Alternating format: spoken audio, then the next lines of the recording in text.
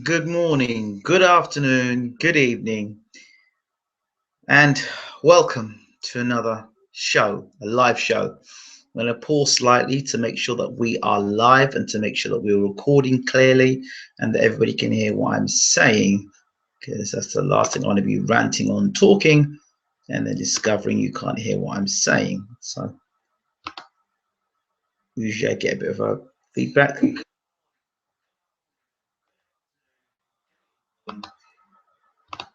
Yep, it's working, so we're in.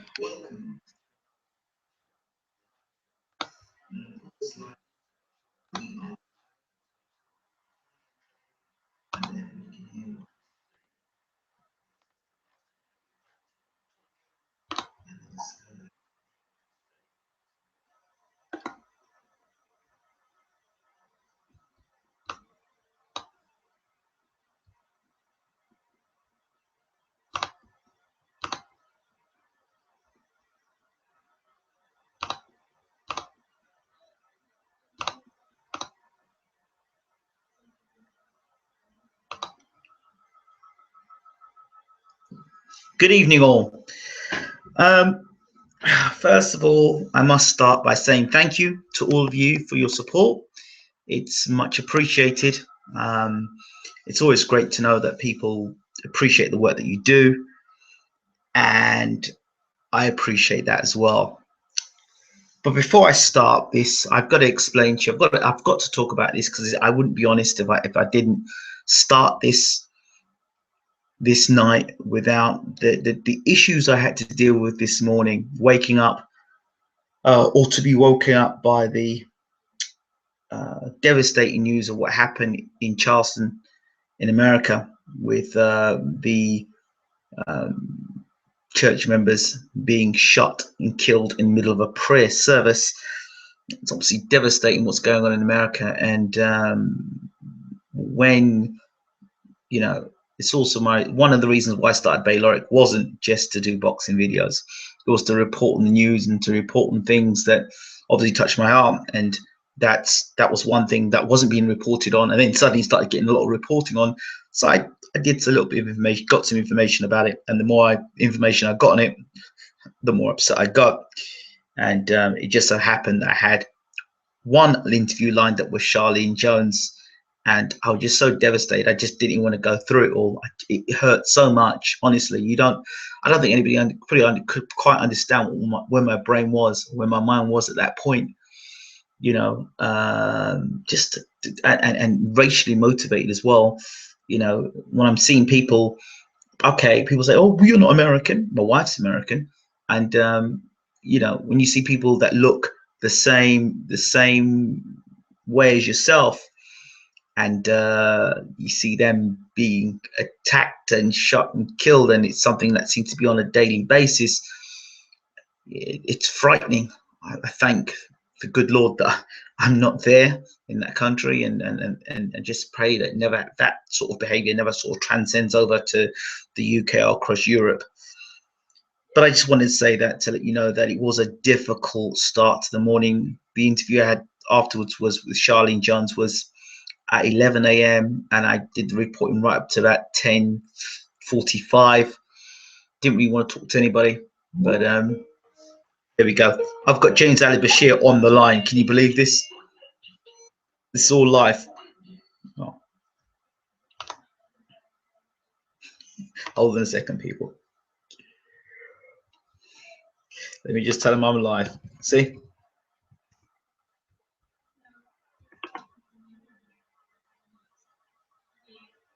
Sorry, people. Bear with me a second. It's been one of those kind of days. So yeah. Okay, so that's where we're at with things. Yeah. So good evening to everyone. Good evening to Redden, Michael. Good evening to Bruce Wayne. Good evening, Ruben. Good evening, Samuel. Hope you're well. Asian Raisin. Hope you're well. Marky B. Good evening. I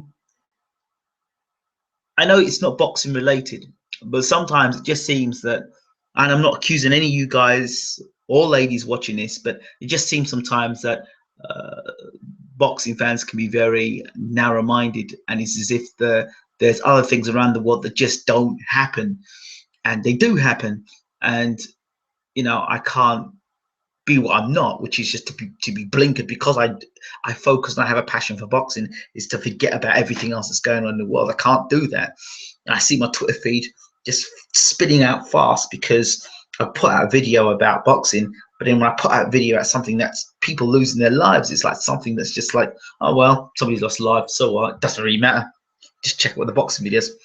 It's just something I wanted to just talk about just for a moment, because it was very hurtful, and it was difficult to deal with. But moving on, you have to have big balls in this business, and you have to have a strong mind and a big heart, and to push on, as one great man said.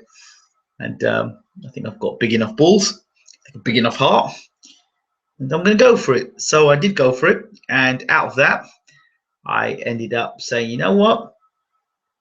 I don't give a damn. I'm here. It's me. I'm doing what I'm going to do. So I'm going to go out there and I'm going to get some interviews. So I went and interviewed Huey Fury. I said, you know what? Deal with this. I'm going to call Tyson as well. So I called Huey and I called Tyson after talking to Charlene Jones. So, it helped. It helped a lot. It was good to talk to people. And the boxing world is something that is, I can say, honestly, has helped in healing me in my journey and in my life. It's the one community that brings people together from all different races. And then, there are people that are still narrow-minded, that talk about black and white fighters fighting against one another and stuff. And there are people like that. And that's just the way it's going to be. But it's just a matter of, moving forward and just kind of aware of the things that are around us, but being aware, not being ignorant, but not focusing on it. So here we are.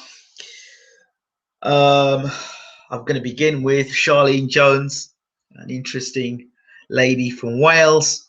She's a Welsh national, amateur, just won the British title. It's good to get females on the show and to interview them and to hear their perspective. Very bright, bubbly character. And there was a video interview to go with it, actually. So it kind of would make sense to have shown the video, but it didn't quite. The video didn't quite come out. It was sort of like if you'd seen the Dave Allen interview, it's like you just seen the top of the person's head and the bottom of the person's head. So the video didn't work so well. So I did the audio instead. And check out the interview. She's a very interesting character, very, very interesting girl, very bubbly, knows the sport of boxing, and was able to talk and be able to tell me the difference between boxing at Swansea level, her local level, and then boxing at world level. So it was very interesting. Her goals to want to fight in the Rio 2016. It's good. Hard work, dedication. You've heard it all before. And that's what she's kind of dedicating her life towards. So it's great to be able to talk to somebody. Good evening, 4C Sports Media. I thought I was considered the busiest man in boxing. I don't consider myself the busiest man in boxing. I think there are other people working very hard, and 4C Sports Media seem to be doing a good job at pumping out videos left, right, and centre. What do you have? Do you have a yellow pages or something where you just get people's telephone numbers down? You just ring everyone from different telephone numbers? I mean, it's like great. And you're getting all these telephone and all these interviews are fantastic. Shout out to you guys. Let's see what people are saying. Asian Raisin says, when Muslims commit a violence, TV producers go live to the nearest terrorist expert. When white men commit violence, they bring on a psycho. Yeah, I know this say. I know. It's absolutely true. It's absolutely true. The media, despite myself being a part of the media, there's a lot of things about it that I detest. And that's why I do as much truth as possible. And that's why when I do interviews, I ensure that I don't edit interviews to the point where you don't get to hear what the people have got to say. They are raw, they are direct, they are honest. Well, hello, good evening, Lucy. Hope you're well. It's nice to see you there. That they're raw and they're direct and they're honest and getting people in their true light. What's happening and can't stay long, bro? Okay, well, you know what? Good evening, Stuart. It's on YouTube, so you can always watch it when you have some time. Stuart, don't slam him. Don't slam him. He's being honest. Right. Um, what? You on TBV tonight, mate? What? Yes. Oh, right. Of course. Yes. Of course, you've got your show tonight. So definitely. Tell you what you do on your show tonight. Just give a shout to give a mention to the Tyson Fury interview. Have a talk about that. Of course. So yeah. Did I manage to get a hold of John Rawling? Yes, I did get a hold of John Rawling. I didn't have to get a hold of John Rawling. John Rawling, I've known John Rawling for. I met John Rawling the first time when Chisora and Hay fought. The first press conference for that. That was in Camden. I met him then. I spoke to John Rawling for about an hour. Him, Jim Rosenthal, all those guys. And I've interviewed John Rawling before. I know it was actually my first day in the boxing realm. So John Rawling is of no stranger. And yes, I will get to talk to John Rawling. And the other person I'd love to get an interview with is Ian Darke. For me, no disrespect to the rest of them, but Ian Darke is undisputably the number one for me listening to boxing. Back in the days of Sky Sports, he was the man. Loved listening to him. There's other guys out there now, but Ian Darke had a special way about him. So, yeah.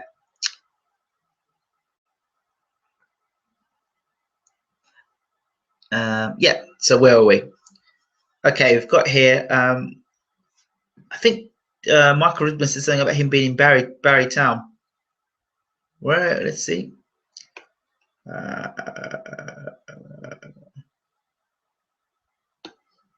Yes.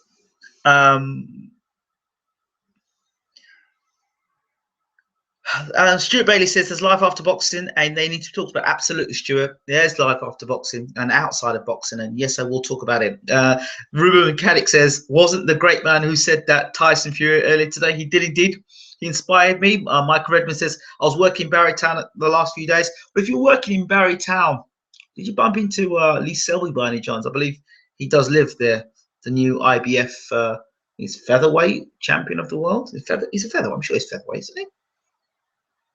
Was he lightweight? I'm sure he's featherweight. Anyway.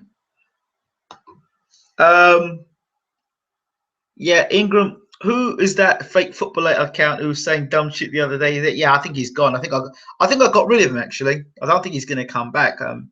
You have to treat a troll like a troll, and you've got to talk to a troll in troll language. Obviously, that troll's now gone. I think, unless he's brave enough to come back for another round of being slammed. Yeah. Okay, so I don't know whether we start and talk about the interviews I did or we talk about the boxing coming up. I'll tell you, we'll go for the interviews. Hugh Fury, I don't know if you heard the interview. Hugh talked about wanting to do things the right way in his boxing career. His father has no bones putting him in the ring with fighters that are going to test him, and it's very important. It's in this day and age. It's very rare you hear the old-fashioned setup of fighting fighters to become the best that you can be. Talk about the Tyson Fury interview. Okay, what can I tell you about the Tyson? If you haven't seen the interview, then it's probably a bit of a spoiler. If you have heard the interview, then people say it's the best interview I've done with Tyson. I would disagree. I think the first interview I did with Tyson, he really went off the rails then. I think people enjoy Tyson Fury interviews because you never know what he's going to say. And when he does say it, it's like Tyson Fury is like a journey when you do an interview with him, because it starts off very diplomatic. He starts off very diplomatic in his interview. But for me, I've kind of known Tyson enough to know now that when you're interviewing Tyson Fury, just wait for it. Just wait for it. He's going to just shoot into a totally different gear and just explode. And, I'm thinking to myself, the interview, I'm just asking the questions and waiting to myself and thinking, right, when's this guy going to kick off? When's he going to kick off? Well, about 18 minutes into the interview, we had from 18 minutes back, we had a diplomatic Tyson Fury. Very diplomatic, nice, talking cool, very little swearing. And then we heard the first trigger word, the code, shithouse. And once I heard the word shithouse, I knew from that point onwards, where were we going? At that point, we knew that it's like a game plan almost with Tyson Fury. It's like, and it seems to go well for 18 minutes, and it just seems to go boom. And then we get the real, what's really going on. He reminds me he's a fighting man. We know he's a fighting man.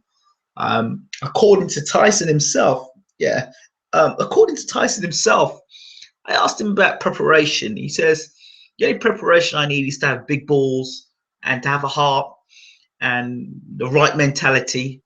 And I'm having it, basically. That was his whole, he says he don't need to train with big guys. He don't need to do, he says he just believes he's a winner. He's got a winning mentality, and that's when he went into it. He said, Ruben Caddick, because as soon as Hay was mentioned, he went into peace. Yeah, you know something though, it's interesting because when you interview people, you get an idea. You get to pick up a bit more about you can smell their fighting. I don't know, a fighter knows a fighter, and I suspect in this Tyson fight with Klitschko, somewhere in this fight, I think there'll be some cat and mouse. But at some point, whatever Peter Fury is telling Tyson to do, I think he can fight down to instructions. But somewhere in here, there's going to be some explosion. It's how Tyson explodes with Klitschko, isn't it? Whether he wins this fight or not. That's what it gets down to, because I listen to him talk and he's talking fine for me. And then all of a sudden, boom. If he goes out there with that explosive way against Klitschko, I can tell you now, Klitschko's going to be in a lot of problems. He really is. Yes, let's see what people are saying. Michael Redmond, he's getting it. Samuel Bailey says, if nothing else, Fury is very entertaining. A lot of these boxers nowadays have forgot how to entertain. On the flip side, people like Broner take it too far. Yeah, we're going to talk about him in a moment. I hate swearing, but when I hear Adrian Broner, the first thing that comes to my mind is about bullshit, because that's what it's about, bullshit. I'm sorry, but anyway, don't let me get started about him yet. Let me just hold it back. All right. I still think you should get them both on a Skype call. LOL shithouse. I don't think you need a Skype call for Vladimir Klitschko Tyson Fury, because I can guarantee you two things. As soon as Tyson Fury bangs the table and says, I'm Tyson Fury, and you're a shithouse, once that happens, you know it's going to be a complete lot of mouth that's going to be coming out. And the thing is, Tyson will back it up. I know he'll back it up. He has to back it up. He has to back it up. But Hayes a waste man. Ingram doesn't need him. Shithouse is a normal word to use where we live.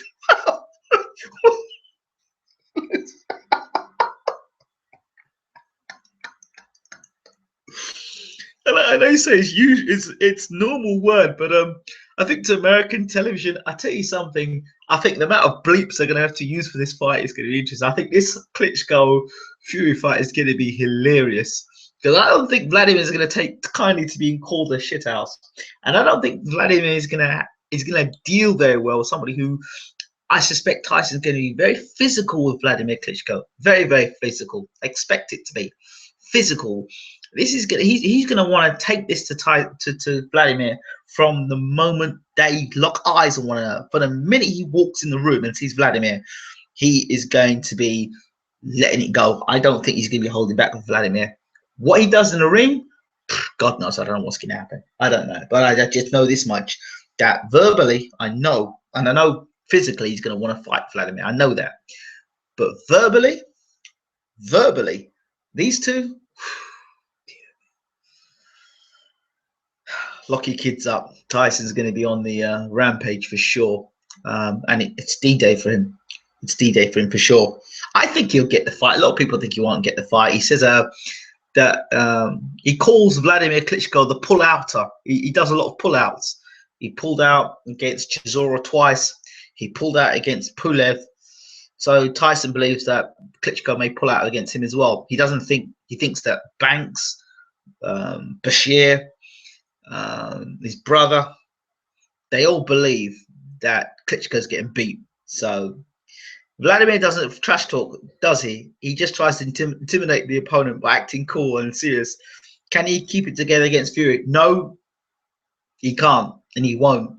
I don't think he can. I'll tell you why, because I don't think you see, Tyson made a very key point here.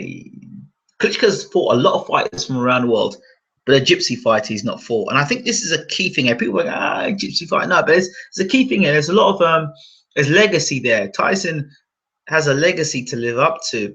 And this traveling community, he's not gonna he will not be able to show his face in that community if he he didn't if he just came out with poor excuses. He's either going to go out there and knock Klitschko out, or he's going to get knocked out. That's it. This ain't, as he said, he's not going to go points. He's going to knock out or get knocked out, and this is what makes it an exciting fight. Ruben Kellick, not Ruben Kellick. Michael Redmond says he never pulled out without hating. You're very funny, Michael. We have ladies in the room. Lucy says Vlad won't get sucked into the shit house. He will use the ring. Yeah, I ain't so sure, Lucy. I ain't so sure. I don't know if Vlad's going to play the old trick of limiting the amount of time he has with Fury by doing say 8-week camp or something. I don't know. I don't know, because the contract is there. He said, but Tyson said there's no venue yet confirmed. But I'm telling you something now. This is going to be a brutal press conference. It really will be. The fight's going to go one way or the other. Tyson knocks out Klitschko, or Klitschko knocks out Tyson. One or the other. He says, if I can't beat a 40-year-old, you know, that's basically how his mindset is. If I can't beat a 40-year-old, he needs screwing. That's what he said. So there's what Tyson's mindset is. Tyson also said that, I said to him, look, you can't go out there saying you're going to go out there and you're going to do this and do that. You need to fight to a game plan. And he says, well, Peter has his game plan and his thoughts, but I have my thoughts too. And my thoughts are, I'm going to do what I can to survive, and you know I'll do that. You've seen me. I said, well, and he's adaptable, and he is pretty adaptable. Ruben Kelly says Vladimir gives off the impression that he's a cool-headed guy, but deep down he's a real shithouse.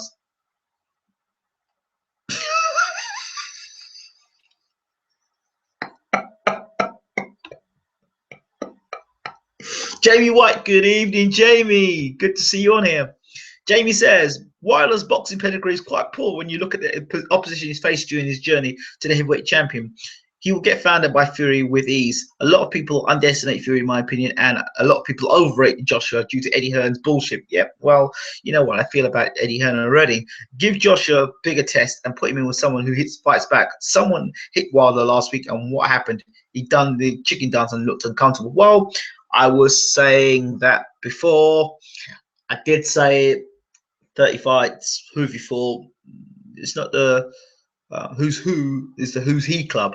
And Deontay didn't take too kindly to what I had to say, and he basically told me over Twitter that he didn't care for me too much. He would be sending me any Christmas cards, but I said, look, I'm not going to suck your dick, man. Basically, I'm just telling you as it is, and you ain't fighting no decent, credible opponents. And now you're fighting, the first decent opponent you fight is Bermain Stavern. Now you have to go back and look at Stavern and ask yourself the question, was he really dehydrated? Because Molina cracked him. I don't think Molina's a good fighter as Bermain Stavern, but it's neither here nor there, are we? Don't be surprised if Tyson gets disqualified. Yeah, that's a possibility. That's a possibility, him getting disqualified, but unlikely. He's not gonna. He's gonna either get knocked out or he's gonna knock out Klitschko, one or the other. Lucy says, I'm cool. Loves freedom of speech. You remind me of somebody who the other day was talking about their rights. Yeah, I wonder where she is now. Anyway, right. Anyway, Ingram, is it a 50-50 fight or something else? I don't believe Bashir. Bashir says it's a 50-50 fight, but I don't see it a 50-50 fight. I don't. 50-50. The only 50-50 here is 50% Tyson gets knocked out, 50% Klitschko gets knocked out. One of them two are getting knocked out. Nobody's going to points in the fight. There's not a points fight. Not a points fight. I see Vlad singling out Windmill Wilder prior to Fury. Step aside money for Tyson. Wilder's piss poor, is wide open every shot he flings. Garbage boxer. Well, I would say he's a garbage boxer. He's a heavy-handed puncher. There's no doubt about that. But he can't block a left jab. He doesn't know. You throw a left jab at, at Wilder, and he's doing this with his chin, and he's pulling straight back from punches. You just think to yourself, a good fighter will be able to throw the left jab and the right hand straight through. The 1-2 against Wilder is he'll be open to it. A left jab or a double left jab with the right hand hidden behind. You hide the left jab. You hide the right hand behind the left jab. So you throw the left jab twice at Wilder. Or you throw the feint, the hands come down, the double jab and the right hand, and then finish with the left hook. I'm not saying it's as easy as that, but that's a sort of strategy you use against a guy that's going to be pulling way with his head back like that. Because when you pull him back like he does, pull away like that, your hands are here and you're pulling back. So while you're pulling back, the jab's in your face. There's a jab there. So by the time you pull your hands up, the right hand's in your chin, right? So close fight. Don't know if it's a close fight.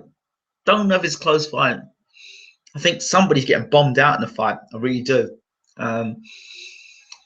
Tyson saying that what he's saying about him being uncomfortable, I think, yeah, he's saying if the fight's in Germany, then he'll have to fight a different style altogether, and he'll have to take the fight to Vladimir. But if the fight's in the UK or somewhere neutral, he'll feel more comfortable. Marky B says size difference isn't so far apart. Yeah, it isn't.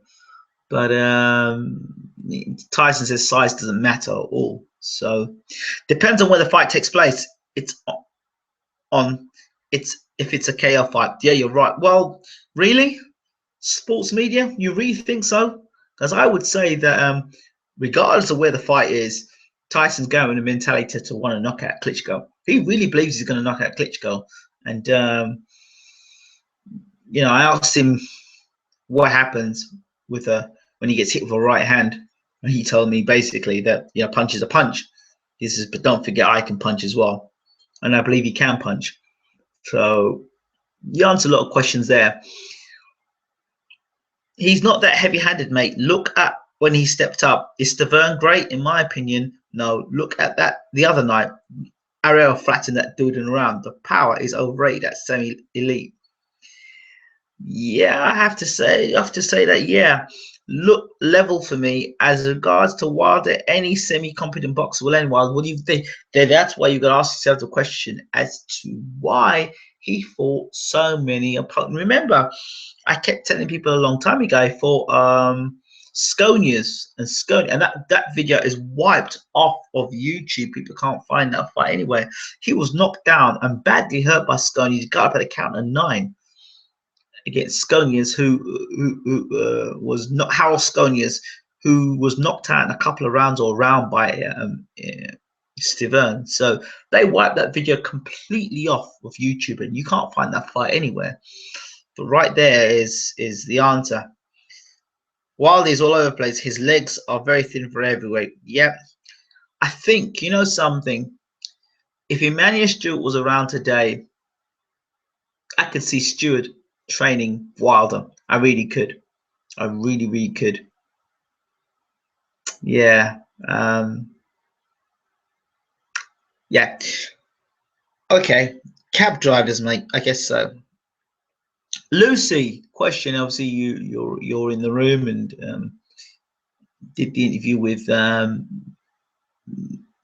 Charlene Jones. Did you manage to listen to that interview at all? Let me know if you did. Moving on, away from the furious ones for the moment, I'm going to talk about this weekend's boxing. First of all, Paul Smith in his quest to defeating Andre Ward.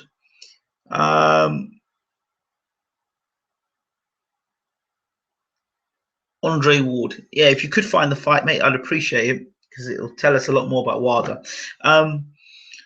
Andre Ward versus Paul Smith. Is it this weekend? It is this weekend. Paul Smith says that Andre Ward leaves himself open, right? And you don't leave yourself open, Paul Smith. As far as I was concerned, you left yourself open against George Groves, and that's why you got knocked out. You left yourself open, and George and DeGale put a boxing lesson on you. Just go back and think to yourself. DeGale put a boxing lesson on Paul Smith. George Groves knocked out Paul Smith. Ancient Arthur Abraham outboxed Paul Smith, and Abraham is no boxer. He's very limited. So bear that in mind when you're thinking about Paul Smith versus Andre Ward. Andre Ward, by the time he gets into the ring, will be weighing probably closer to cruiserweight. Paul Smith is a small super middleweight at best. Small. So you're going to have a light heavy. Smith has never fought a light heavy. And a proper bona fide light heavy, which is what Andre Ward actually is, who will probably be weighing like a cruiserweight on a night. So Smith, first of all, is not going to be bigger than him. He certainly is not stronger than him. And who said Paul Smith was a puncher? He says he's got a puncher's chance. Well, he's not a big puncher, so he's got no chance. So you give him all the credit in the world for getting in the ring with Andre Ward, but that's where it ends. You're hoping that Andre Ward may have a bad night. Yeah, Andre Ward's worst night would surpass Paul Smith's best night. He'll try and how would I react if Smith KO'd Ward cold? Damn. Well, then you'd have to watch Sky Sports and Jim Watt. His legs have gone. You're gonna have to do a Jim Watt. Then say, this is the greatest performance from a British boxer. Greatest performance. He'd get knighted if Smith knocked out Andre Ward. You know, you'd have to watch Paul Smith's face on Sports Personality of the Year. You'd have to watch Paul Smith's face on Sky Sports all the time, more than you're watching it at the moment. You'd have to watch Paul Smith probably doing commercials for cornflakes, Paul Smith doing commercials for Adidas, Paul Smith jewelry, Paul Smith clothing line, Paul Smith, God knows. You'd have the whole Paul Smith. No, it's not going to happen. Forget it. Just stop it. Stop it. Just stop that talk now. Not happen. Now, Ward usually hydrates something 175 pounds. Yeah, Bruce Wayne, he did when he was active. You say that's when he was active. That's when he was fighting 2 years ago. You're talking Bruce Wayne. You ain't talking today. The man's 2 years older or 3 years older. So naturally his body, he's gonna make it harder to make. Would he ever make super middleweight again? That's the question. So I disagree with you there. Marky Bay says Smith don't carry bombs. Well, the only bomb Smith will be carrying is water bombs that night. Fury dissing Hearn would be amazing. Yeah, it would be funny. His jab is questionable. Whose jab? Smith's or Ward's? Smith's jab, that is. Yeah, thank you. I'm very worried for Smith. I would be very worried for him too. The only person who should be criticised for oh, good evening, Mr. Carlton Palmer. The only person who should be criticised for the Ward fight is Ward. Right. Well, Andre Ward's just signed with Rock Nation's been out 2 years, and basically It's a good fight for Andre Ward to capture the public imagination in terms of everybody knows Paul Smith. He's on Sky Sports, so he gets an audience from Sky Sports. Don't think it's a bad fight when you look at it for advertisement rights. If you're looking to try and get people to know who Andre Ward is and get more British fans to support Andre Ward. So, Carlton, good evening, but I'm sorry, you're wrong. Anyway, Ward is going to make a statement. Yes, he's going to make a statement in front of the world, and he's going to have to make up for lost time. He couldn't get Carl Froch in the ring, so he's got Paul Smith. He couldn't get De Gale because De Gale's just finished winning the world title. He couldn't get George Groves because George Groves was going to be fighting Boju Jack. So, of course, well, Paul Smith is next. Well, he's not going to fight Callum Smith, is he? So he fought Paul Smith, former, he's still British champion, Paul Smith? So I don't think it's that bad a fight. What's the biggest upset? Smith beating Ward or Fury beating Vlad? Smith beating Ward, man. Come on. Smith beating Ward. Don't forget Jim Watt bingo this weekend. Loads of arm punches from Ward. Yes, definitely. Volume keeps cutting. I'm sorry. Well, that's not good. Fury beating Vlad is more believable than Smith beating Ward. I've got to agree with you there. Here goes Ingram. He's about to go in Young Carlton. Young Carlton, be advised tonight. Be very advised. Don't tell me this is a good fight. It's a catch weight. Okay. It's a catch weight fight. Yes, I understand that. We all understand that. We also understand that Andre Ward's been out of the ring for 2 years or more. We also he's just signed a deal, Rock Nation deal. We also understand he's trying to get some exposure, make up for lost time. We also understand this is not for a title fight. We also understand he's pound for pound probably the second best fighter in the world. We also understand that he was super middleweight champion and fought all comers. What the hell are you talking about, Carlton Palmer? What?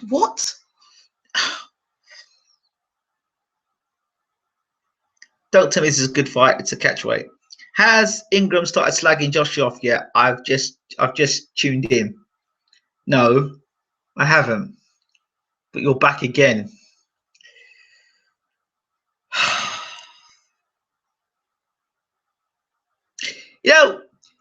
When you're at school, you kind of ask what you're going to do when you get older.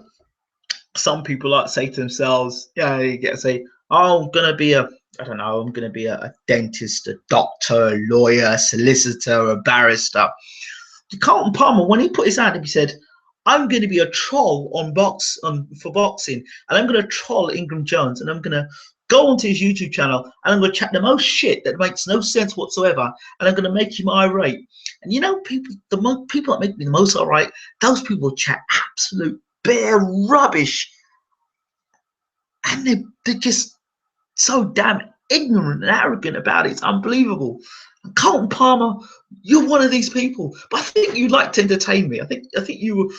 I can't insult you because I don't think you've got that much of a brain cell in you, right? I think the only brain cell you've got in you is probably to piss and to have some to eat and have a drink and to get on here and to chat shit. That's as far as your brain cells, I think, go. I don't think they go any further than that. So that is where I see you. I'm sorry. So no, I'm not slacking off Joshua here. I'd leave that for someone else to do. I'm not slacking off Joshua. So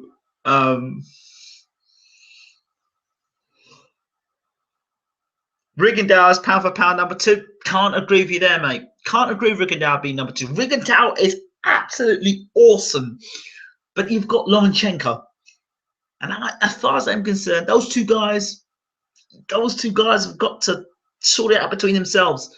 You talk about Rigondeaux, you need to have. Look at Ward. Ward's fought everybody in the mostly everyone in super middleweight division. Because of that Super 6, he fought Abraham, he fought Froch, he fought Kessler. So those three guys right there.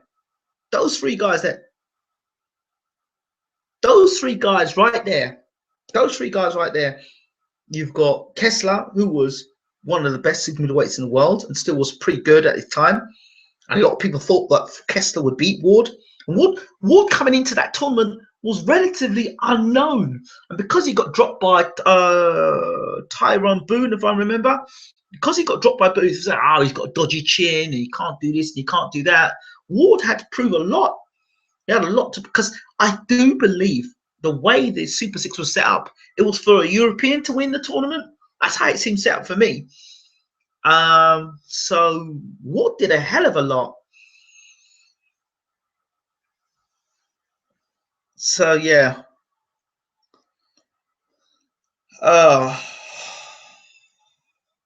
Carlton Palmer's smiling. I think you're enjoying this, Carlton. You must do. You really do enjoy it.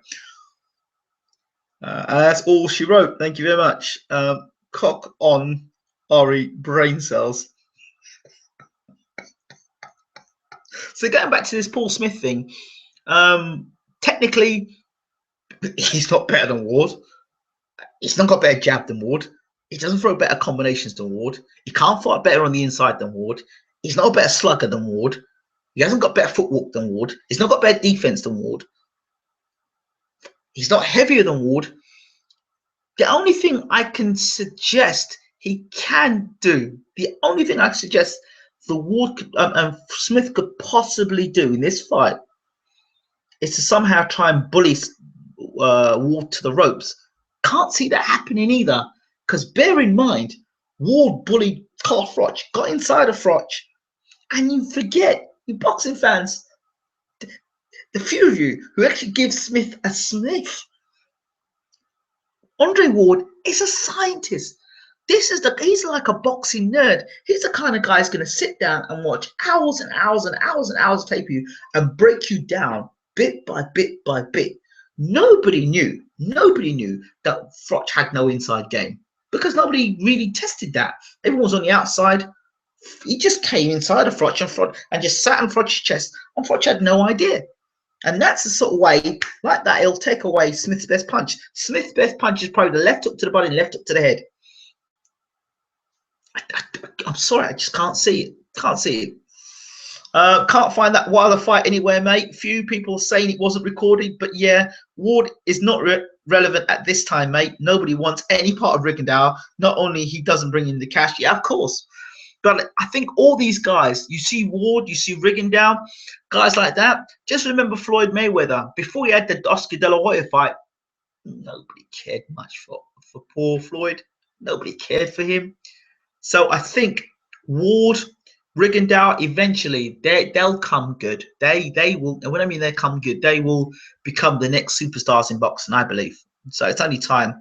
They know they can't beat him going into the fight. Okay. Bruce Wayne says, what about Roman Gonzalez? You could make an argument for him being right at the top of the pound for pound. Yeah, he's a very good fighter. Uh-oh. Carlton Palmer. Here we go. Here we go. Ward is a joke. Everybody knows he's now struggling to make 168. Why doesn't he go up to 175 and face the real killers?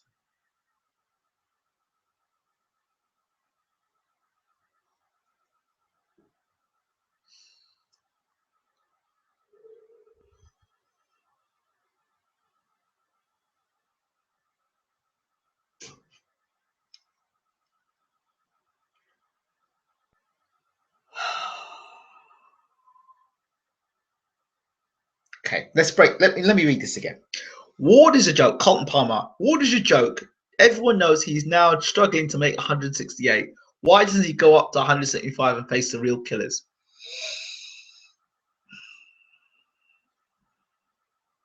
Andre Ward has not boxed for 2 years or more. Okay. And you advocate for this man to go up. Well, considering Kovalev is fighting somebody soon, I think Stevenson's got a fight coming up soon as well. Those are 2 guys out of the way. Cleverly's going to be fighting, what's his name? Jürgen Bremer. So, hold on.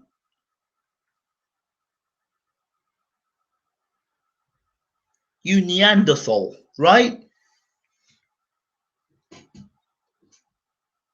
Who are you suggesting he should fight at 175 pound this Saturday night? Please roll off the fighters who you think he should fight. Why don't you say the same thing about GGG for a second? Hold on. Why don't you say GGG and you dismiss Ward so quickly? What about GGG? What about Gennady Golovkin, who everyone thinks is invincible and incredible, who I think is a good fighter, overrated?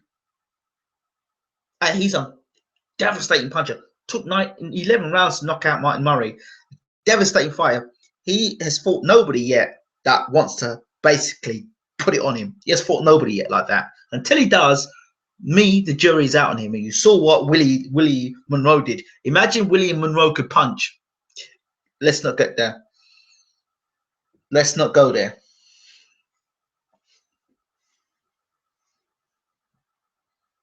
Right. I'm gonna rename Carlton Palmer to Troll. And that's how I'm gonna refer to you as Troll. Okay? Not Tron, Troll. That's it. Simple. Ward is a big super middler. His natural weight is now is 175 pounds. Oh, you're a scientist, Troll. You really are. You really are a scientist. Did you know that Andre Ward started his career as a light heavy? Then moved himself down to super middle. Oh, you are a real troll, mate. You are proper trolling. I tell you. No, I didn't know that actually. Thanks for letting me know. Thanks. Appreciate it. Who should GG fight next? The man I think he should fight next is fighting this Saturday night, Lemieux. I think he should fight Lemieux next. I think Lemieux is he'll put it on GGG. I heard a story. I hope this is not true. I really hope this is not true. That GGG and Carl Froch is signed to fight at Wembley. I hope this is not true. I really hope it's not true, because speed, timing, movement, ring activity is key. You cannot get into a big fight against someone like GGG without that. Yes, he's always struggled to make 168.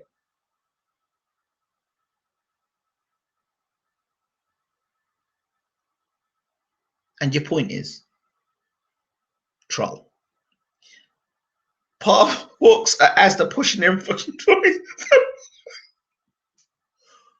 No, he doesn't push the trolleys. He doesn't push the trolley. I'm sorry. I'm sure he doesn't push trolleys. No, I don't think he does that. Do I think Deontay Wilder could be cruiser? No, I don't think he could be a cruiser. I just think I personally think Deontay Wilder could be a much better fighter.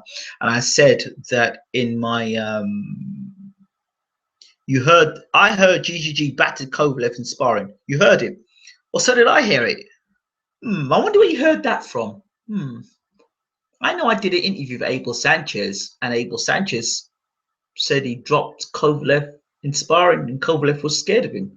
That's what I heard, considering I did the interview. He got flattened by cruiserweight in the amateurs headgear. Yeah, he did. So, and what did that amateur do? He tucked up, got inside, and threw the shot. Right.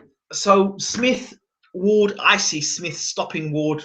Oh, not Smith. Ward stopping Smith inside 6. I really do, because I think as soon as Ward lands and puts combinations together, it could be a painful night for Smith, a real painful night. He needs to forget about ancient Abraham, and he's got a tough fight ahead of him. That's all I can say. Moving on, the point that Ward should move up to 165 and stop the catch.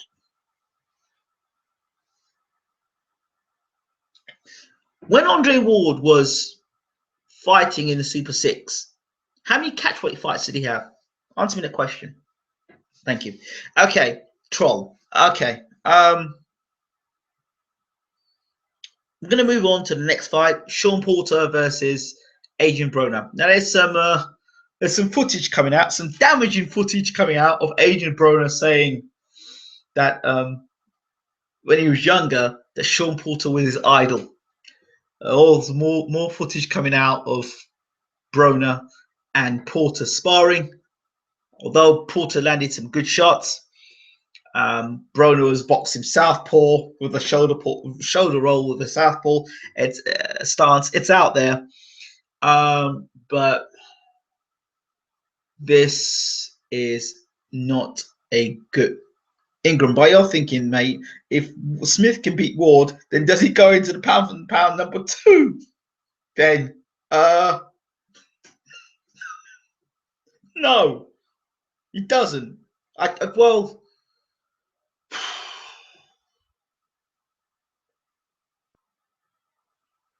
no, he doesn't. He doesn't. He gets into the pound for pounds. No, he doesn't. He doesn't. I think Ward's been out and active. No, it won't happen. Forget it. Forget it. It's not going to happen, mate. Don't even. Don't. No, it's not happening. Forget it. Don't even think about it. And also, while I'm on a point of nonsensical conversation, James Toney versus Mike Tyson is not going to happen. It's a rumor, ridiculous rumor, not going to happen. And also to add to that, while I'm on the stuff of rumors, I thought I'd also add to the fact that this is interesting. Floyd Mayweather called out Oscar De La Hoya for a rematch. And Oscar De La Hoya basically said, I'm retired. I'm never coming back. I'm comfortable. And if you wanted the rematch, we could have had the rematch after we fought the first time. So that was Oscar De La Hoya's reply to Floyd Mayweather. The other thing is that there's lots of talk about Floyd Mayweather possibly fighting Andre Berto. That is a strong possibility. I could see that happening. I could see Floyd fighting Berto much faster than he fights Amir Khan. And Floyd Mayweather Sr. says that when he sees Amir Khan, if he continues talking rubbish, he's going to personally chin him and knock him out. That's what Floyd Mayweather Sr. does it. So that's a little bit more information there as well. Oh, dear. Douglas versus Tyson, remember. Yeah, I know you're talking about Douglas versus Tyson, mate, but come on. Come on. Mike Tyson the night before was messing around with prostitutes. From what I understand, had crabs and, you know, you talk about a guy who wasn't very disciplined, you know, and it, compared to Andre Ward, who will be very disciplined, comes into shape, immaculate. Look at fighters' mentalities. Ward is going to come back and he's going to put a beating on Smith. That's it. It will be interesting what fight Ward takes next. Will he continue to avoid that move up to 175 pound? No, I think it'd be interesting. Carlton Palmer, the next fight that GGG fights next. What about that? Or it'll be interesting to see the next fight that Anthony Joshua takes. What about that? Let's talk about that. Yeah, he did though. It's true. It was highly publicized as well. Fear M. Hi Ingram, just joined the stream. Thoughts on Porter's feints and Wild Star versus Broner on the back foot, 1-for-4, Drain Porter. Yeah, this I was just about to break this down. I've got serious concerns for this fight because of a few things. If you go and watch the and this is a boxing thing here. This is a boxing technical. I'm talking about technical here. Now, if you watch Kenny Porter, Sean Porter's father, talking about Sean Porter being out here and not doing it, just bounce around doing this. Yeah. He says, when you're out here and you're doing that and you're bouncing around, that's doing nothing. And Porter's father is trying to teach Sean to get inside against Broner. Now, that's all well and good, teaching your son to do that. But you're forgetting your son's now going to be 144 pound. And as 144 pound, being a big man that Porter is, I heard he walks around like a middleweight, coming down to 144 pound, you're draining a man, much like Gill. So Porter may look fantastic on the scales. He may look fantastic before the fight. And if Porter can't get Broner out in the first couple of rounds, I think is a real bad fight. I really think it's a bad fight. I think Broner is not the most active of fighters. He'll sit back and pick his shots. He's not high on work rate. He's still vulnerable. His defense, for somebody who's got a shoulder roll, he does a very bad impersonation of a shoulder roll, because he does a shoulder roll, gets rocked and dropped and falls on the canvas, right? Whereas Floyd Mayweather does a shoulder roll and doesn't get hit. So Who said Tyson had crabs? Yeah, Tyson. Yeah, it was a big thing. A syphilis as well. I think syphilis he had and crabs because he was messing around with prostitutes that night before he fought Douglas, and he wasn't well. He was sick. That's what I understand. But back to my point with Porter. So I think Porter can get bamboozled from the outside because he does a lot of this stuff, not active. And you know, I've always been told that when you are out, when you're away, say there's distance between you and a fighter. When you're at distance and the fighter doesn't fight you, the fighter's not active. You're like this. You can't score points at that. You only score points when you get in range. I suspect a weight drained Porter might well get stopped by Adrian Broner. I really do. Porter's not the easiest man. It's not the hardest man to catch cleanly. And with him coming in, rushing in, and Broner punching, and how will he? You think it's a distance fight? I don't think it's a distance fight because I don't see Porter doing 12 rounds. A lot of people are fooled by Sean Porter, the guy that fought Kell Brook. That guy's not coming into the ring. The guy you're going to see fight Adrian Broner is a guy none of us in the boxing world have seen before. This is a guy weight drained. And when you talk about weight drained, a guy being weight drained, you've got to forget about what that guy has done in his career up to that point. You've got to forget it because he's done everything he's done at a weight category that is normal to him. So I don't see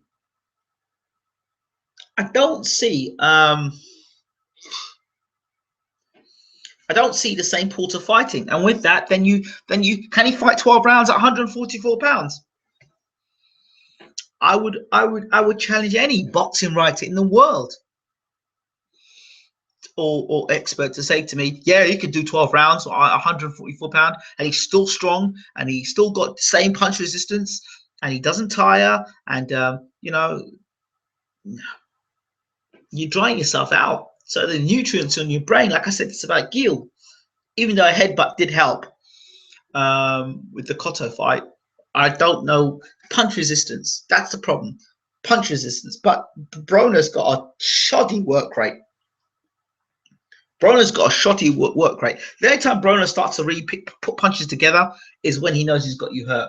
And this Broner of 2015, since he got shook up by Marcus Maidana, he's very cautious. He's not the same Broner that fought before he got shook up by Maidana.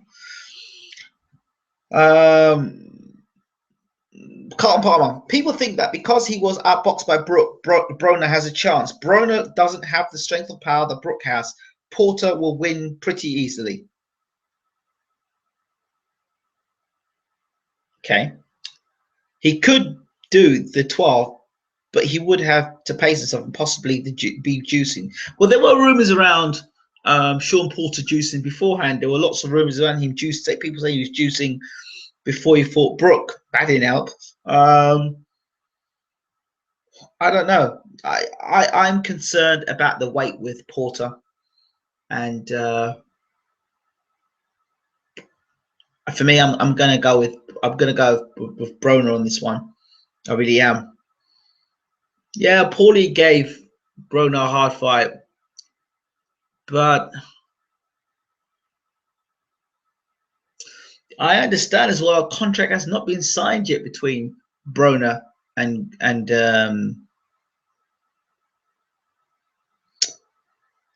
Porter, and I also understand that the gloves. There's something with the gloves. I think playing games with the gloves. Something that they want 10-ounce. Broner wants 10-ounce gloves, and they're changing the rules around. Now, what I understand, there's a lot of games being played around this fight. I don't know what Porter's done. He's obviously done something, because for a fight to be that close between Broner and Porter and Brook, And to let a guy from the UK come over and nick a close fight in America, and he's under the Al Heyman banner, to me, something don't sit right with me there. It really doesn't. And on top of that, I mean, it's not like Brooke dominated the fight. So, you know, also, um, it seems that everything seems to be in Adrian Broner's favor. It does. So if Adrian Broner ends up getting knocked out by a weight trained Sean Porter, I would love to see it happen. I would love to see it happen, but I don't know if Porter's gonna have the strength to be able to do that. And I can see Porter being frustrated by Broner as well. But those are my thoughts on the fight. I think Al is sick of Broner's antics. He'll put him out to dry. What, on a washing line? Yeah. So those are my thoughts on that. The Endam fight with and the Dam fight with my boy. What's his name? Oh, Lemieux. I think that's a great fight. That's an entertaining fight. I think that Lemieux is going to come forward, and Nadam's going to come forward. Quilling dropped Nadam, and I tell you something, Lemieux is a beast of a puncher. I'm not sure about Lemieux's chin. There's still question marks about that, and his heart, but he's a big puncher. And I don't know how much he's adapted and changed as a boxer. I do know, remember Russ Anbar, who basically was behind the career, said that he's a ignorant puncher that doesn't really have a game plan outside of his punch power. We'll have to see how that is. Al is sick of Broner's antics. He's putting him out to dry. You think so? I don't think so. I don't think so, Carlton. Because if Al Haym was going to try and put Broner out to dry, he'd have made the fight a 147-pound fight and made Broner fight Porter 147-pound. That's what you would have done if he was going to put him out to dry. But clearly, he doesn't want to put him out to dry. It looks like he's going to try and put Porter out to dry. Clearly, if you want a guy to beat another guy. Ingram, who's your favorite boxer of all time? There's only one fight for me. Only one. Only one. Inspired me to start boxing myself. Sugar Ray Robinson. Sugar Ray Robinson. An amazing fighter inside the ring. The great things about Robinson I liked was Robinson can box going forward. He can box going backwards. So throwing punches. There are a lot of fighters today who can fight going forwards or fight going backwards. But Sugar Ray Robinson can go forwards. He can go backwards. He can go side to side. And my trainers were of American and American. So they kind of embraced the whole Sugar Ray Robinson thing. So you had to be able to throw punches going forward, had to be able to throw punches going back, had to be able to throw punches from side to side. And a lot of people talk about that side of Ray Robinson and the tough fights he was in. They also say he was in for a lot of fights. There were a lot of guys who weren't very good. Well, you know what? I thought he was awesome. I would love to see him fight Floyd Patterson, but the dehydration got to him, I think, when he got to light heavy. Because him and Patterson, I mean, I would love to see that. That's the fight I would love to see. Sugar Ray Robinson, Floyd Patterson. The fight never happened, but I'd love to see how Sugar Ray. Because I think Sugar Ray could, I thought Sugar Ray could beat everybody. I mean, a lot of people like Muhammad Ali. I'm not as big a fan as Ali. With Ali, I'm a fan of the man outside of the ring, and the way Ali conducted himself against the American government, and he stood up for what he believed was right.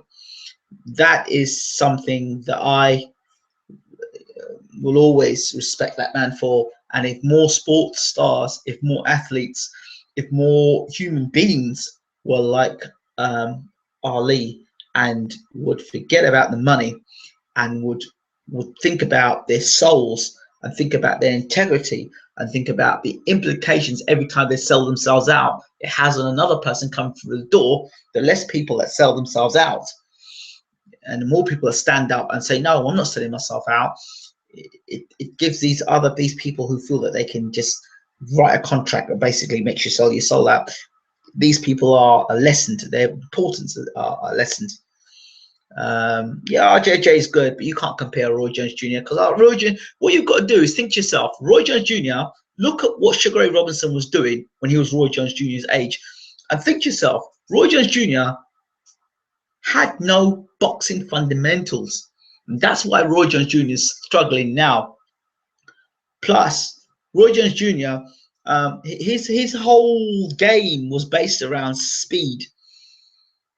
So it was never longevity with Roy. Roy should have retired when he became heavyweight champion of the world. He should never have come back and fought Tarver. And if anything, he should have made Tarver move up to cruiserweight and then drop down and fight the fight at cruiserweight. He should never have come back down to light heavyweight. That's the single biggest mistake that Roy made, was to come back down to fight Tarver at light heavyweight. He should have stayed at heavyweight. But that was ego that brought him back down to fight Tarver. And he fell into Tarver's trap, and you saw he got knocked out in the second fight. So, and the reason why I love Sugar Ray Robinson is his boxing skills are superb, and he's an entertainer as well. I believe in Paris, he did a lot of stuff, and I've got a big love for Paris, the city, and the beautiful sights that are there, and the cultures out there. But also, more importantly than anything else, the Sugar Ray Robinson story is the way that Sugar Ray Robinson, what he did for his people. A lot of people, especially I'm speaking from the black community here, they reach their point, but they don't give back. And I think to myself that he did something which was tremendous. He not only gave back to his community, he actually had a town or village named after himself, Sugar Ray Robinson, and he built warehouses and factories and shops so that people of his own community could work and employ them to have jobs. That is phenomenal. The entrepreneurial mind of Sugar Ray Robinson, phenomenal. He did things that not even Muhammad Ali did.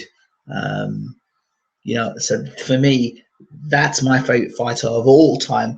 And if anybody asks me that question, it's Sugar Ray Robinson. And there's nobody else that comes close to Sugar Ray Robinson when I look at them and I think about that. He's my number one. Fighters that I love watching. Other than that, I loved watching Julian Jackson. I used to chew. That's when I started watching boxing when I was younger. Julian Jackson, he used to just walk in and boom, knock a guy out. That was amazing. And then the G-Man took care of him. Of course, Nigel Benn, Michael Watson, that era. Of course, I was around that era. Gary Mason was a fighter that I followed heavily. That was, I'd done a while, so I liked Gary Mason as a fighter. I was talking difference from Sugar Ray Robinson to Gary Mason, but I loved Gary Mason a lot. I thought his first fight when he knocked out Jess Harding, who was managed by Barry Hearn, and he believed that Jess Harding would beat Gary Mason. I remember Gary Mason absolutely. If you ever get a chance, go back and watch Gary Mason versus Jess Harding. If you want to see a knockout and you want to see Barry Hearn, the early years of Barry Hearn, check out that fight. Mason destroyed Jess Harding. And the funniest part about that fight, and I always remember it, and I'm just going slightly off topic, I remember it, there was somebody, I don't know if it was his trainer, but his trainer was going, jab, jab, jab, jab, jab. And I'm thinking to myself, you know what? I can see a right hand coming. Jab, jab, jab, jab. Also, boom, this big right hand from Mason out of nowhere. Boom. And then the uppercut comes, and then just Harding's all over the place.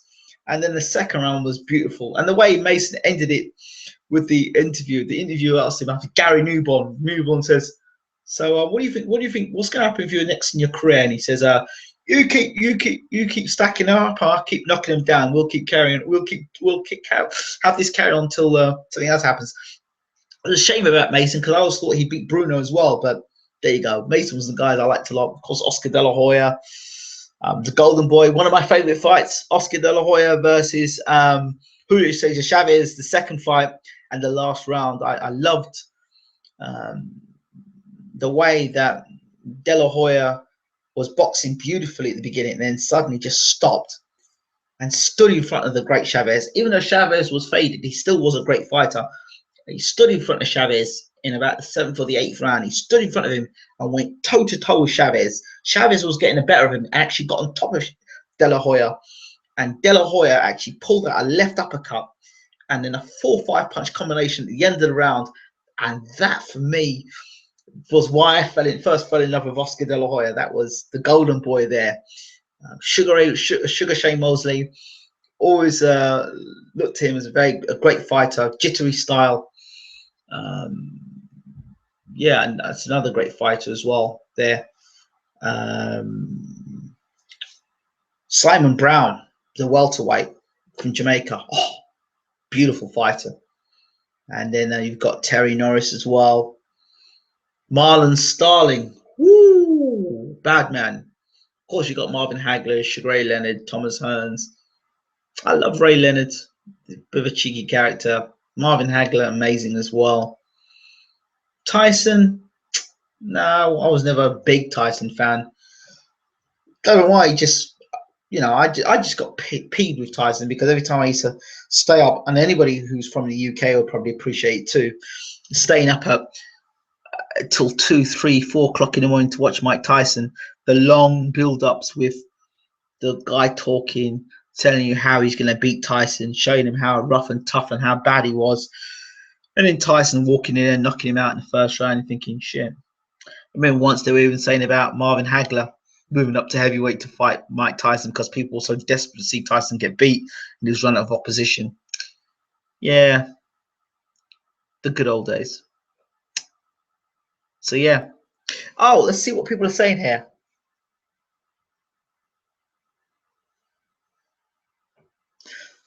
I love the way he done it. We are going off what Sugar Ray Robinson done at his welterweight on here. Say no more footage. No footage. Okay. Yeah, obviously the muscle, the weight, taking the muscle off his body was a key factor, and I think that with Roy Jones Jr. So him moving down from heavyweight to light heavy was ridiculous. I think he was trying to make his own history there, but it wasn't worth it, Roy, honestly. Ingram, have you ever thought about interviewing Chris Eubanks Sr.? Probably won't now. I probably won't. I knew Chris when I used to live in Brighton. Used to see him all the time when I used to go for my runs in the morning. I probably said this 1,000 times. And his trainer remembered me, and we spoke so well when I saw him again. Chris, when I saw him, was too busy focusing on not so much his son's affairs, but I don't know. I've got no real interest in interviewing Chris Eubanks Sr., to be honest. Just none whatsoever, really none. No, I don't see myself interviewing Chris Eubanks Sr. The man is just an animal. No, I don't see myself interviewing him. I much more would want to interview someone like Michael Watson, Nigel Benn, Steve Collins, Kirtland Lang. I think everyone interviews Chris Eubank Jr. and Senior, and no interest in him. I am hearing a story also coming out that at the end of the year, that Chris Eubank Jr. could be facing GGG, and the reason behind this is that as WBA interim champion, you get to choose which WBA champion you want to face. And he doesn't, according to his father, the father was pushing for for him to fight GGG instead of facing Danny Jacobs. So GGG against Chris Eubank Jr. at the end of the year, possibly. Interesting. How do you think Tyson would have held his own against Ali, Tyson, Foreman, against Foreman, Fraser? I don't know. Mike Tyson, and if you look at Ike Tyson's early career, I think they're trying to do did the same thing with Deontay Wilder. Mike Tyson's early career, if you look at his record and the guys he fought early in his career, there were people that nobody knew about. People don't talk about this, but it's true. If you go back and look at the old tapes, well, Bill Caton, and they're talking about HBO, and they're talking about how they built Mike Tyson up. The way they built Tyson up was basically to show highlights of Tyson knocking people out and fighting against the bum of the week. And they said themselves, the bum of the week. Tyson fought the bum of the week, and because he looked so devastating knocking these guys out, he was able to leap to a way that everybody wanted to see this guy fight. That's why Tyson's aura and appeal was so big. It was massive, a massive scale. So, of course, don't take me wrong. I'm not saying Tyson can fight now. But what I am saying is there was a mystique about Tyson. And that's why Tyson was very, very well marketed. Well marketed until Don King got his hands on him. Yeah, it's another story altogether. But I will get an interview with some people that have better information and better knowledge than myself in that. So that's coming soon.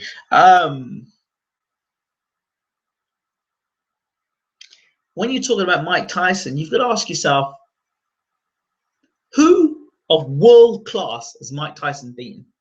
And how many times has Mike Tyson been on the end of a beating, come back and won a fight? How many times has Tyson been knocked down in a fight, got up and won a fight? So Tyson, to me, in one word, he's an on-top fighter. If things are going his way, he's a great fighter. But when things are not going his way, he crumbles. And that is Mike Tyson. So if you're going to put Mike Tyson in against George Foreman, is he going to get his way against George Foreman? No, because Foreman's going to be throwing bombs back.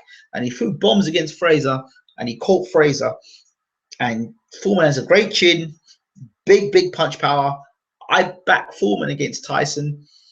Ali would have played with Tyson. He would have played with him in his head and frustrated him. Fraser, I think Tyson could have beaten Fraser. I think Tyson could have beaten Fraser. I think he could have beaten Patterson. I think he probably would have beaten Norton, possibly. Shavers, I don't know. Jimmy Young, I'd like to have seen that fight. You would have knocked out Jerry Cooney for sure. He wouldn't have beaten Larry Holmes, I don't think. Nah, he wouldn't have beaten Holmes. Holmes would have put the jab on him. Nah, he wouldn't have beaten Larry Holmes. So yeah, that's my thoughts on Tyson. I think his mark in history is that he never won a fight coming off the canvas. You know, you look at great fighters like Evander Holyfield. Evander Holyfield has been knocked down in fights. You look at the Burt Cooper fight where he was out on his feet, came back, turned it round. England, could Mike Tyson beat Tyson Fury?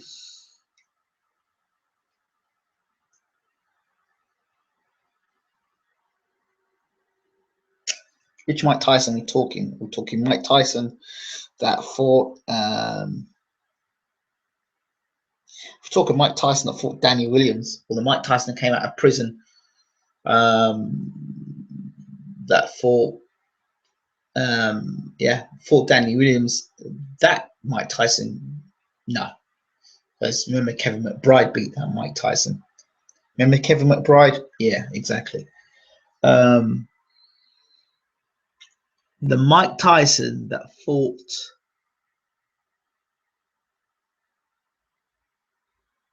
Berbick. Give me that Mike Tyson.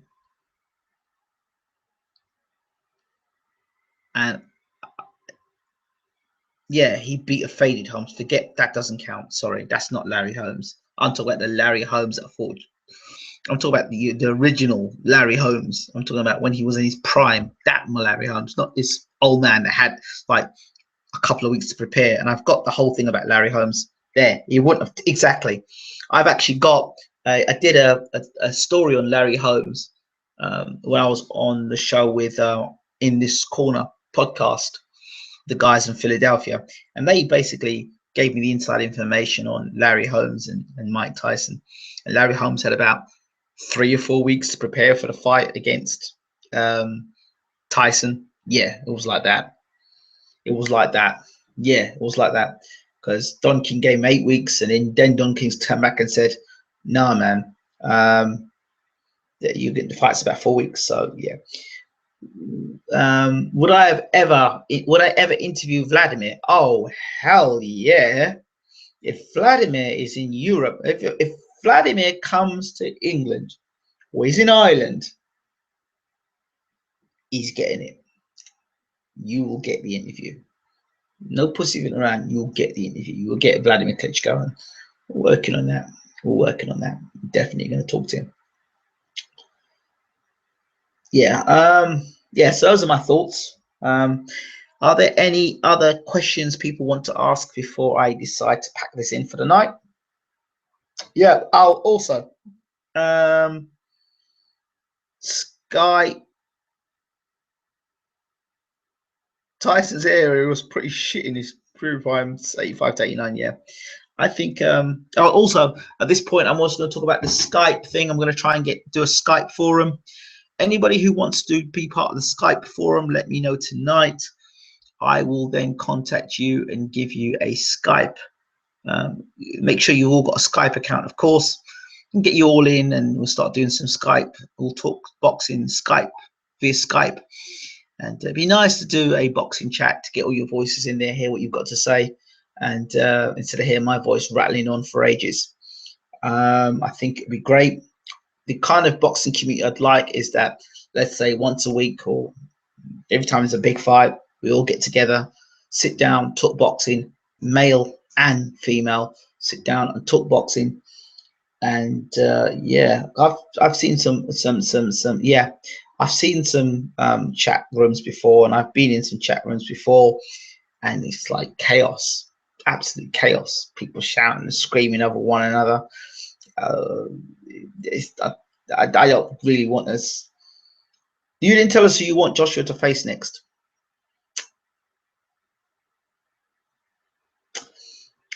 I hear that Dillian White's up for grabs next. If not Dillian White, then Tony Thompson. I'd like to see Joshua fight Dillian White. It's about time. Dillian White, Anthony Joshua would be like Danny Williams versus Audley Harris in the first fight. Audley Harris, an unbeaten gold medalist. Danny Williams was, I think, British champion or something like that. Yeah, something like that. I don't know, I can't remember, but the only thing is Williams wasn't unbeaten. Shut up, Carlton. That's my answer to that. Have some respect.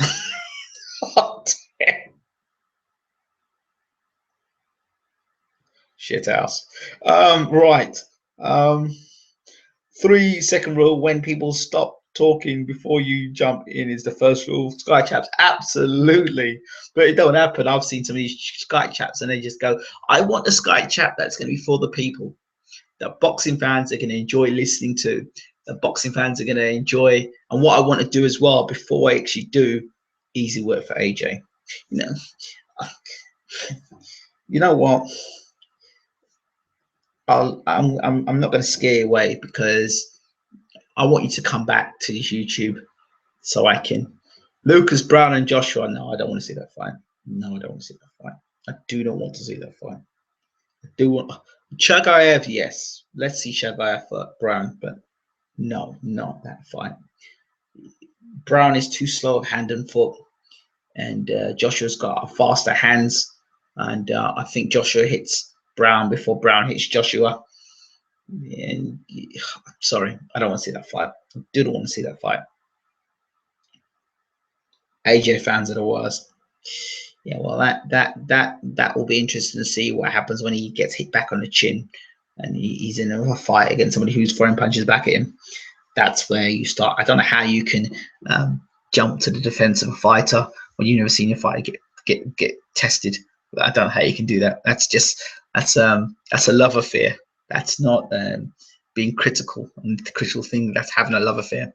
Sort of thing that you do when you first meet a girl for the first day. You don't know her name. You don't know anything really about her. The relationship, you've never had a relationship. You've just seen her, and you think, oh, she's wonderful. And you look at her, and you think, that's my wife. And you think, she's my wife, and she's beautiful, and she's all the things, and she loves me, she cares for me. And then you go up to the girl and talk to her, and then the girl turns and says to you, excuse me, mate. She says to me, I don't know you. It's like one of those ones. No, absolutely not. Well, I don't know. Maybe no. You'll be back to see me when Colton Palmer says when AJ splatters white. Okay, sure, fine. Be great. Looking forward to it. So Brown versus Wilder. Yeah, now that's a fight I'd like to see. That fight is a fight Stuart Little would like to see. Brown versus Wilder. Now that's a good fight. I'll tell you why it's a good fight. It's a good fight for a number of reasons. And the number of reasons are this. Brown hits so hard and Wilder is so wild that in between his wildness and Wilder punching and his wildness and Brown's punch power, in between that makes for a great fight. AJ gets battered by Fury. Oh, easy work. Yeah. I said that to Lucas the other day, mate. He said he's got zero chin. So we'll see how the fight works out. Otherwise to this, I think that when we talk about having a Skype show, I think it's just a matter of picking or getting a few people together and making it a consistent group of maybe 4 or 5 people. That would be the best way to do the show. I think that's the best way to do the show, to be honest. So anybody who's in, we'll do that. Are there any final questions at coming up to 1 o'clock in the morning?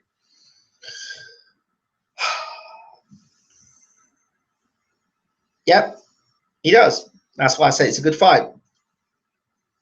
I think stars make fights. Any other questions before I finish off tonight?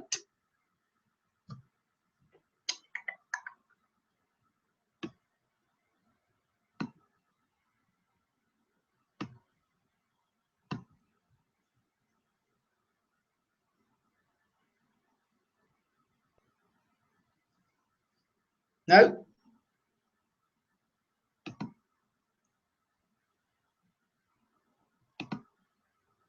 Okay. Well, thank you all very much. If you want to be part of the Skype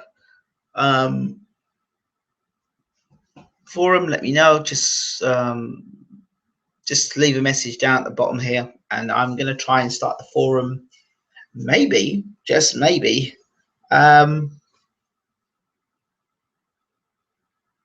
maybe tomorrow night. Actually,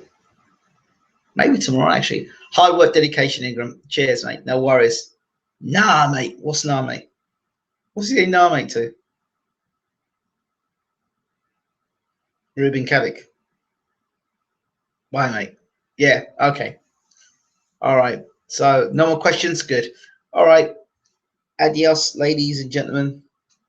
This has been Ingram Jones at 1 o'clock in the morning, coming to the end of a live show. Thanks a lot for your support. Thanks for watching. Give me a shout about a Skype thing. No problems, mate. We'll be on that. Probably get on that tomorrow.